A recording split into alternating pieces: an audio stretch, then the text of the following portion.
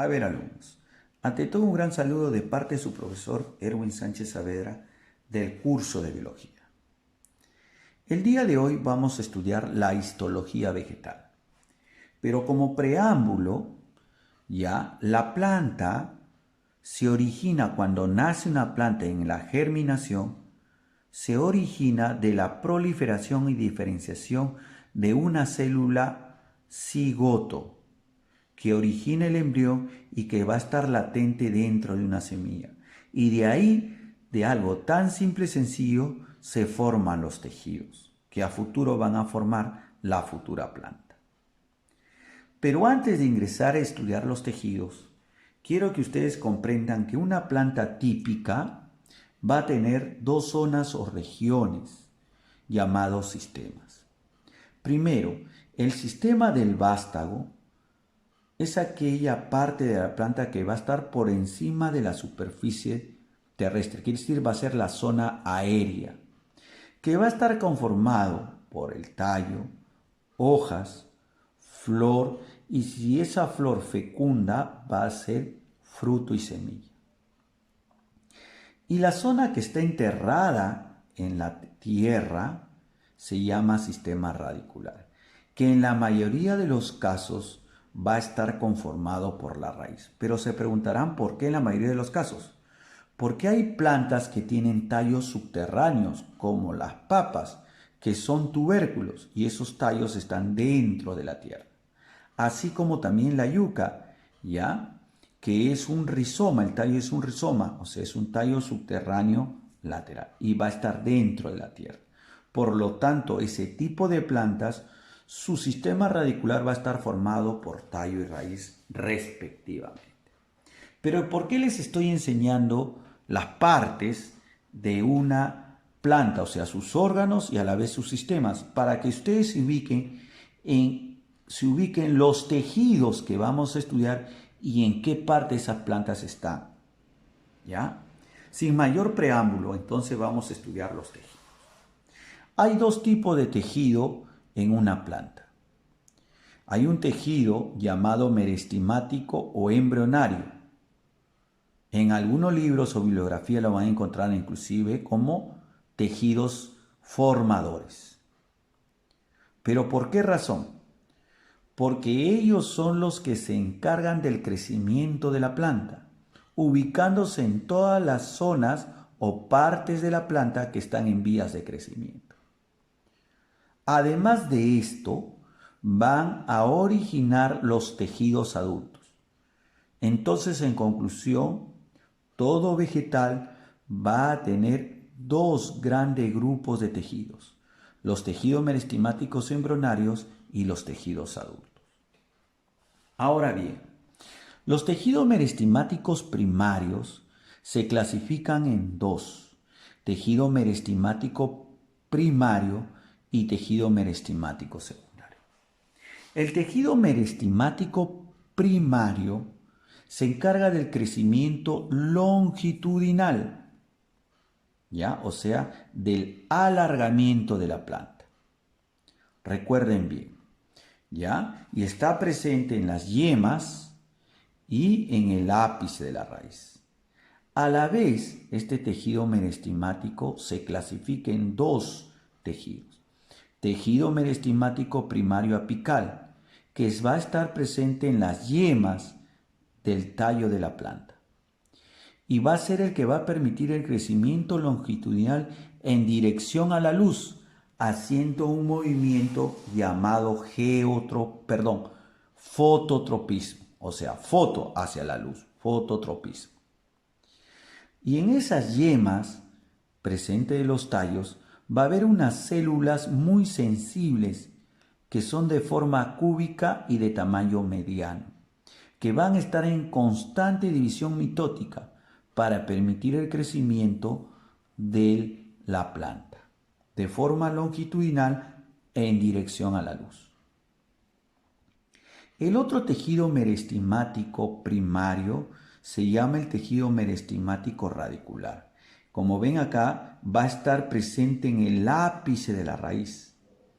Si ustedes ven en este esquema o imagen, en esta parte central profunda va a haber un grupo de células cúbicas pequeñas muy sensibles que también van a estar en constante reproducción celular, o sea, reproducción mitótica, y va a permitir el crecimiento longitudinal en dirección a la gravedad, haciendo el movimiento llamado geotropismo. Ahora bien, una vez estudiado el tejido merestemático primario, recuerden bien, crecimiento longitudinal, o sea, en alargamiento, va a haber otro tejido llamado merestemático secundario, que es el que permite el crecimiento en grosor, o sea, el crecimiento lateral.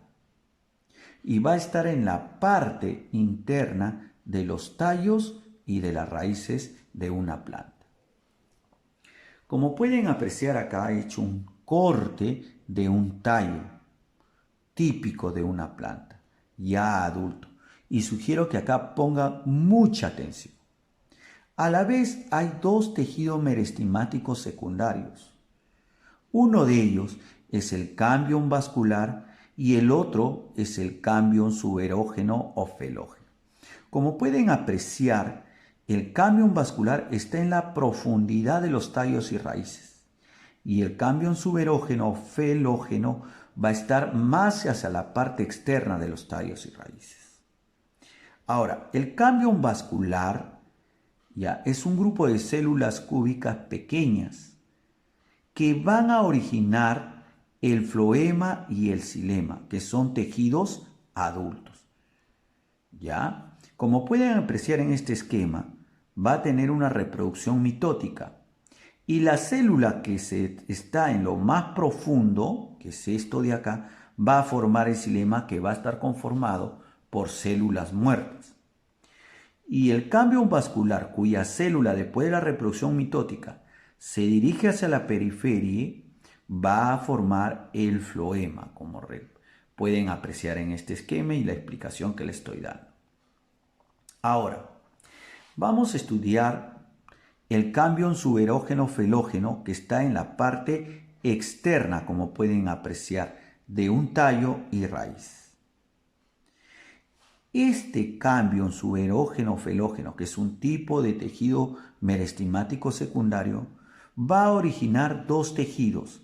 Hacia la parte interna o en dirección interna va a formar la felodermis, como pueden apreciar acá. O sea, este de acá origina al felodermis. O sea, estas células por reproducción mitótica origina la felodermis, que a futuro va a formar el parénquima, colénquima y esclerénquima.